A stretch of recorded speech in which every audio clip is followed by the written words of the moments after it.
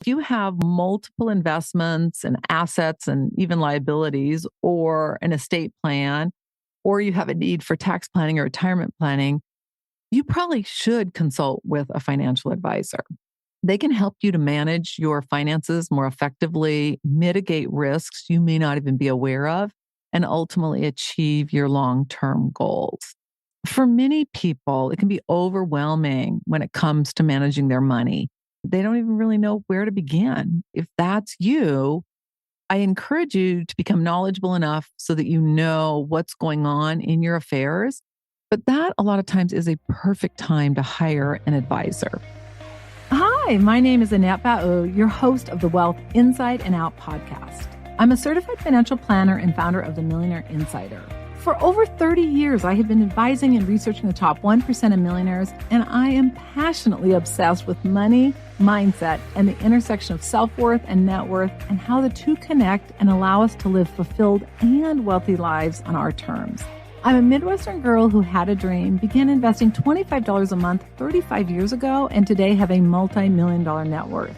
I teach the tried and true that only someone with over 3 decades of experience advising millionaires would know. This podcast is different, about much more than money. We talk about mindset, success, money blocks, worth barometer, and all aspects of money and topics from practical manifestation, along with real-world how-to and everything in between, with the goal of making your journey easier and more fun. Think of this as coffee, actually matcha tea, learning real-world common sense money and life advice from a BFF that you can start applying today. If you want to create a financially free life you love, you are in the right place, my friend. This is the Wealth Inside and Out podcast. So today's free guide is our Financial Freedom Formula Guide. You can download the guide at themillionaireinsider.com/FFG. This resource provides you critical insight into creating a financially free life you love. It's one of the key recommendations I have for you on your journey to financial freedom. You got to get clear on what your end goal is, and this guide will help you. Do you want to survive, or do you want to thrive? Do you want choices? You know, the biggest reason financial freedom is so important is because it provides you choices. And I will tell you this much.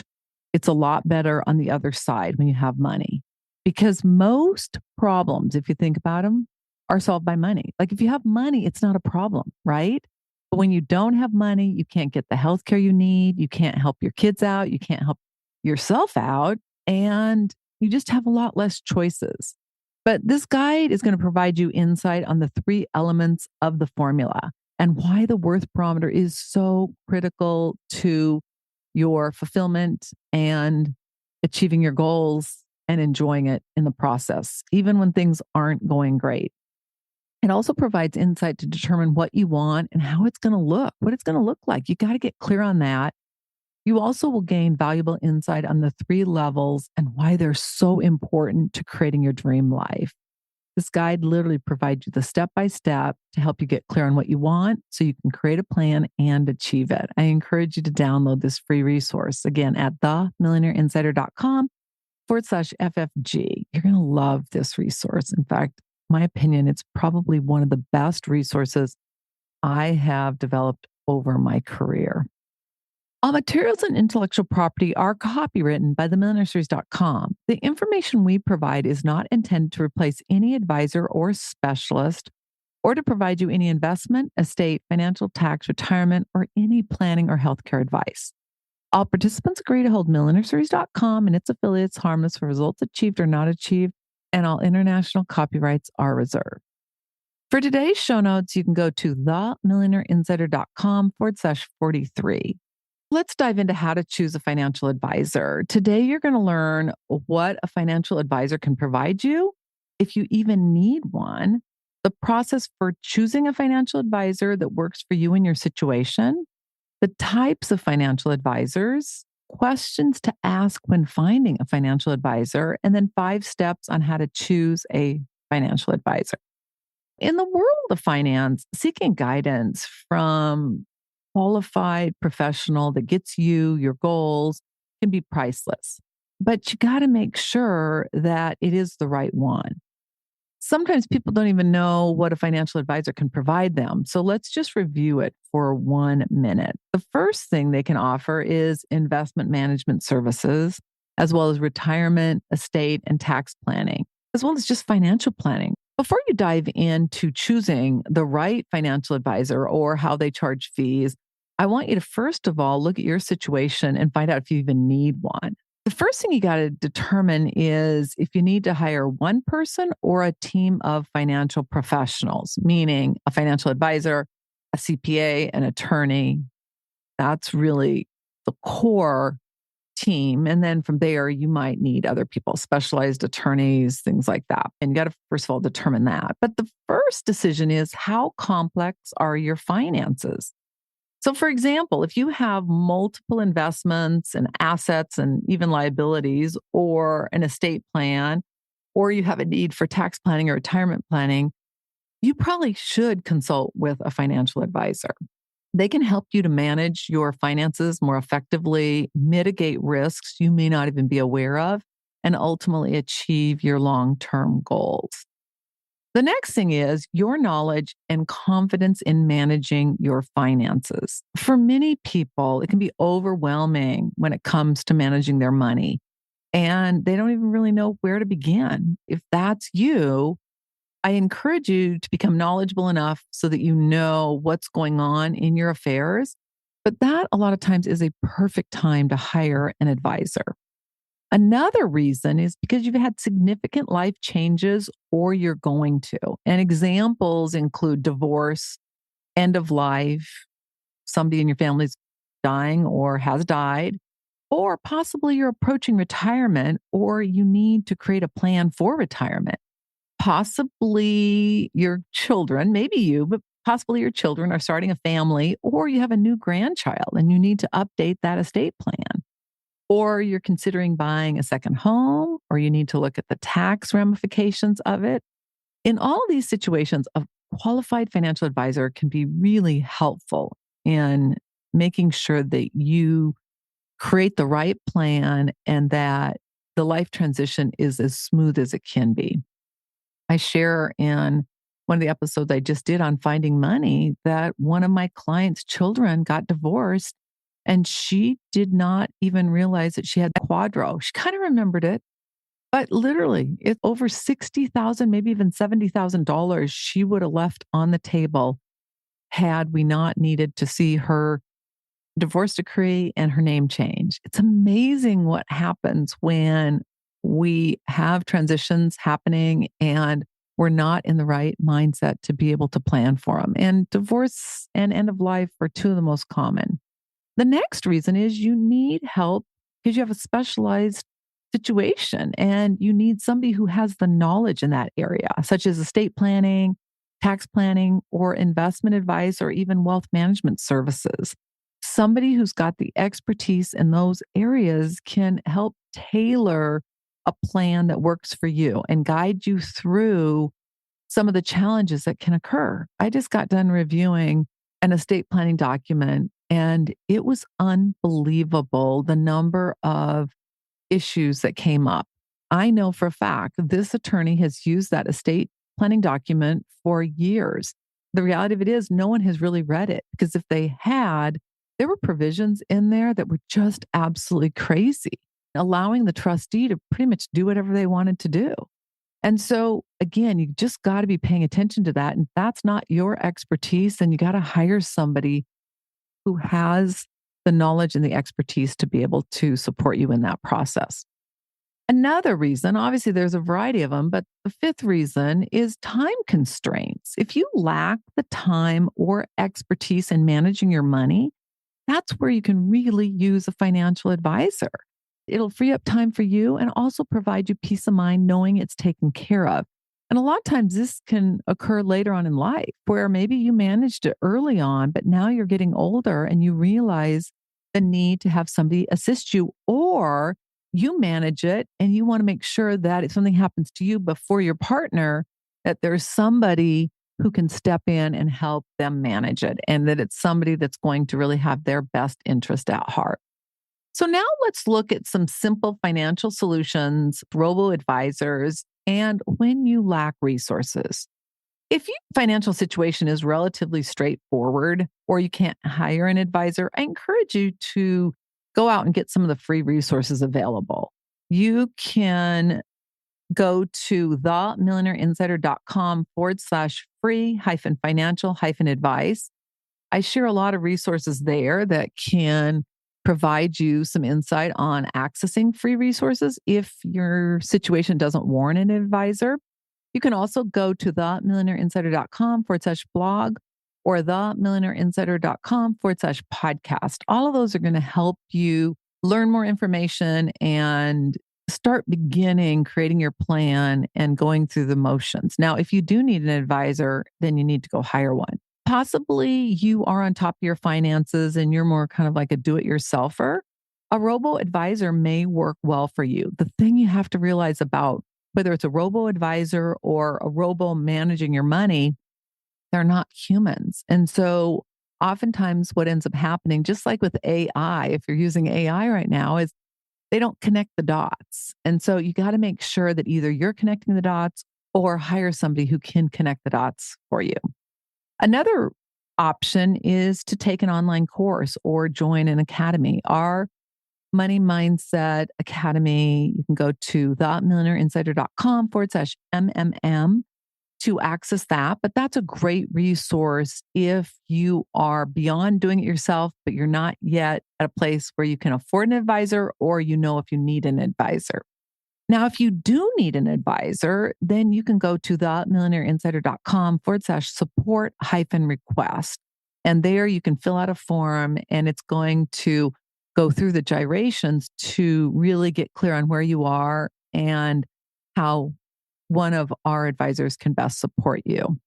Consulting with the right advisor can be money that's well spent, and it can really take a complex situation of personal finances and make them easier to manage and ultimately help you get in a frame of mind where you're not worrying about it, where you can stop worrying about making sure things are taken care of and you know you have a plan that's aligned with your long-term goals and you're on track to achieving it, or you need to make adjustments so that you will achieve it. So important. All right, let's talk about types of financial advisors. And I just want you to understand the different types so that you know what will work best for you. So the first type is a fee-based advisor. These advisors charge a fee based on the value of assets under management, known as AUM. They also may charge hourly fees for financial planning, estate planning, tax planning, or a flat fee or a combination. They generally have a fiduciary duty to act in your best interest, meaning they must put your interests ahead of their own. Many people want somebody who has a fiduciary duty, and I agree. I think hiring an advisor that does not have to look out for your best interest to me is very concerning. I would want my advisor to have a fiduciary duty. An advisor can charge fees and commissions and still have a fiduciary duty. You just got to make sure that's the case. Now, commission-based advisors, just pure commission where they don't charge a fee, typically they don't have a fiduciary duty.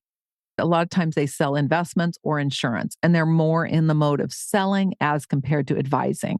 The thing you have to be aware of is the potential conflict of interest. You've got to find out what the conflicts are and be aware of them.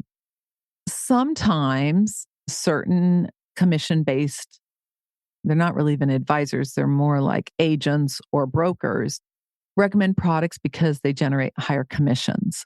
That's not necessarily in your best interest. Now, my entire career, I have done a combination of commissions and fees simply because I find that certain insurance products that are commission based are better than the options that are fee based. That's the only reason. I do it a little differently, meaning I charge hourly if I'm doing something related to insurance. And then if I earn a commission, I offset it. So I know that's not necessarily the norm, but I just find that to be less of a conflict, meaning I'm not trying to sell a product so I earn a commission. But again, there is so many different combinations. The key you've got to decide is what works for you.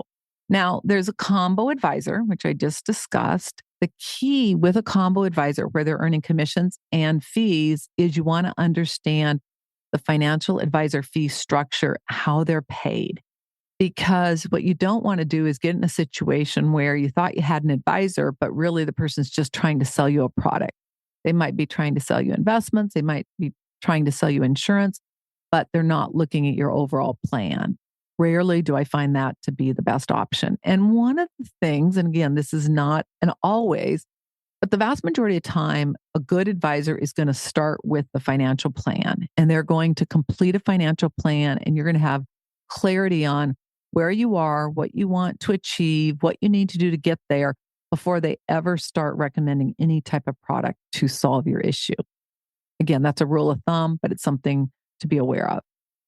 All right, let's talk about how to find a financial advisor and just some considerations in the process.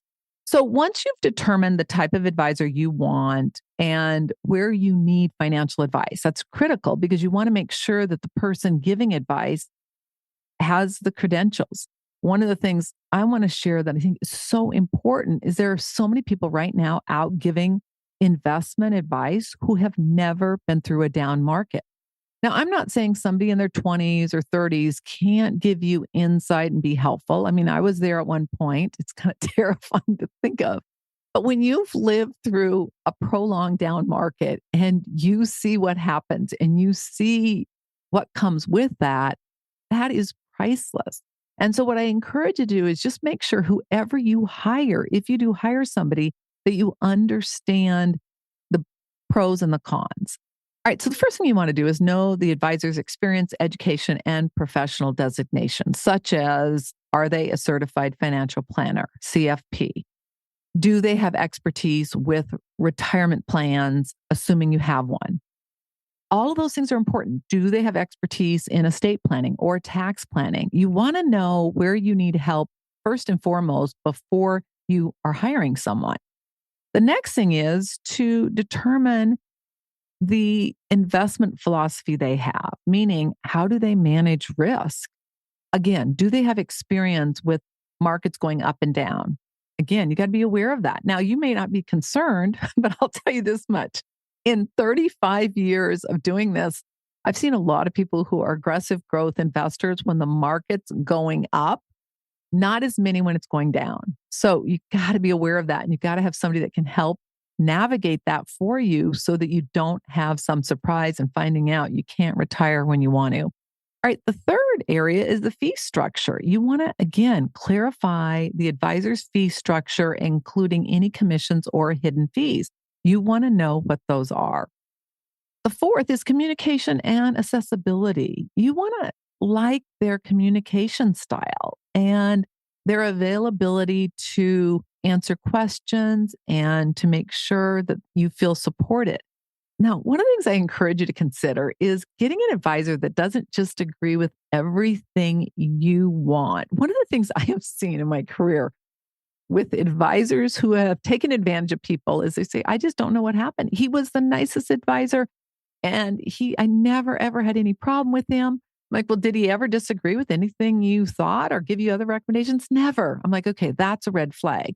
Because typically, if you're spending too much money, do you want your advisor to tell you or do you want to wait until you're broke?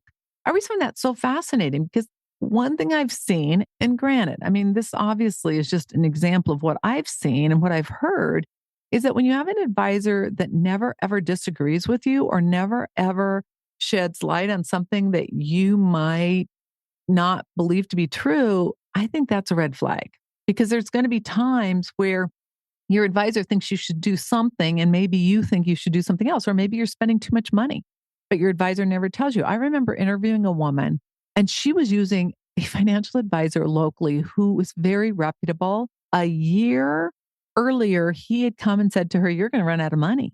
And I said, well, how many times had he told you that before? Never. So she was overspending, overspending, overspending, overspending. Now, granted, I didn't talk to him, I talked to her. But she said she had no idea and she was being forced to move in with her kids because she had no money. And she actually started out with quite a bit of money. I mean, well over 7 figures. So again, you want to be aware of that. And then last but most certainly not least, conflicts of interest. You got to understand how the advisor manages potential conflicts of interest and ensure they're acting solely in your best interest. Now, if you are working with an investment advisor, a registered investment advisor, they're going to give you an ADV that will disclose not only how they're paid, but also disclose any conflicts of interest. So if you're not getting an ADV, that's a pretty good indication you're not working with somebody who has a fiduciary duty. But again, always ask. And if they don't give you an ADV, then ask if they're acting as a fiduciary in your affairs. Really pay close attention to if they're him and Han. Well, it doesn't really matter, whatever they say. 5 steps on how to choose a financial advisor. So you know you need a financial advisor. What do? The first thing you got to do is get clear on your financial goals. You got to know where you're going before you start. And you want to be able to clearly articulate your goals, whether you want to save for retirement, fund education for your kids or grandkids, or achieve financial independence, or all of the above. You've got to get clear before you even really go to a financial advisor. Now, that said, if you know you want to do all of the above, then going to a financial advisor and saying, I know I need to save for retirement. I want to fund my grandchild's education, and I want to make sure we're financially okay. That works. The financial advisor, a good one, will help you navigate that. But you got to get clear on what you want versus going saying, I don't really know. Well, good luck. It's not going to be ideal. The second thing you got to do is gather your financial information. Get all of your financial documents, including your tax returns, investment statements, and insurance policies together so that your advisor can have a comprehensive picture of your financial situation. The third thing is to seek referrals. Asking friends and family or colleagues for recommendations and insights into advisors they've worked with or who have experience can be helpful. Now, again, even if you get a referral, make sure and double check the advisor's record. So we'll talk about that in a minute. But you want to interview multiple advisors and just get a feel for them. Compare their expertise, their approach, and their fee structures, and then make a decision. Don't feel rushed to make a decision. And then last but most certainly not least, seek professional recommendations. Recommendations from other advisors can be a great first step. Now, as I mentioned a minute ago, I encourage you to consider checking the background of the financial advisor and their complaint record. You can check with a financial industry regulatory authority such as the SEC. Just go to a browser and type in SEC or Securities and Exchange Commission, and you can then search for the advisor and see if they have any complaints. That'll give you a good start, and it'll help you make better decisions on your journey to finding the right advisor. So let's recap how to choose a financial advisor. Selecting a financial advisor is a major decision, and it requires careful consideration and evaluation to make sure that it's the right advisor. First of all, to make sure where you need one. Do you need one because you're not sure you have it taken care of, or because you're overwhelmed? The one you may hire may be very different depending on your situation. You want to understand the different types of advisors. You want to ask the right questions. I've given you a few here. It's a great start. Add more to it. You then want to conduct thorough research to make sure that you've got the right advisor who's going to help you on your journey to achieving your financial goals. The most important thing you got to remember is that a financial advisor should be a trusted partner, acting in your best interest to help you achieve your goals so you can secure a bright financial future. That is a critical element, and don't lose sight of that, because I think sometimes people do, and they get so caught up in who they're using that they forget what the ultimate goal is. So I hope you found this helpful, and I hope you go back and review it and start creating your list of questions and your list of what you want to do and what you want to achieve so that you can make sure that your financial house is in order. If you love the content of this podcast, please follow and subscribe to our channel so you get notified of episodes, and also give us a 5-star review and share a comment. We really appreciate it. Congratulations on taking another step to create a financially free life you love. If you're not sure about your financial future or that it's in order, or you are ready to stop worrying about money or possibly the fear of becoming a bag lady, ending up broke in retirement, or you simply are ready to know your financial house is in order so that you can have a bright financial future, please go to themillionaireinsider.com/NSF. And that doesn't stand for non-sufficient funds. It stands for next step finance. It's the next best step of what you need to do so you can avoid an NSF notice in your future. Again, themillionaireinsider.com/NSF. The number of women who were not broke or poor while working or married is staggering. The entire mission of the Wealth Inside and Out podcast is to ensure you have the information for you, your family, your friends, anyone who's willing to listen to it and apply it so that you can create a financially free life you love. Again, themillionaireinsider.com/NSF. Until our next episode, take one action that will help you create a financially free life you love. I want to thank you so much for joining me on How to Choose a Financial Advisor. I'm Annette Bau, host of the Wealth Inside and Out podcast. All international copyrights are reserved. Bye for now.